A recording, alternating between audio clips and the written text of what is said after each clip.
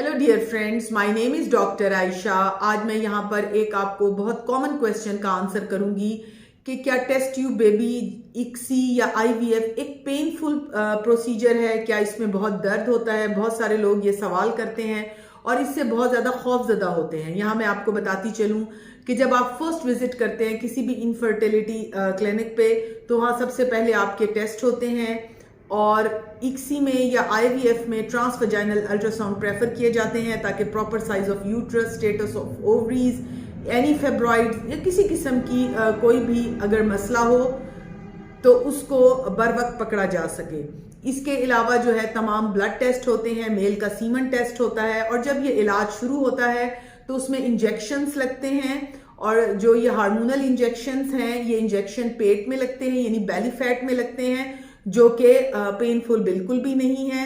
और उसके बाद जब एग कलेक्शन की बारी आती है तो वो एग कलेक्शन जो है वो जनरल एनेस्थीसिया में किया जाता है, यानी कि पूरा बेहोश करके किया जाता है ये प्रोसीजर, जो कि एक्चुअल ये पेनफुल होता है लेकिन इसमें पेशेंट टोटली जो है वो बेहोश होता है।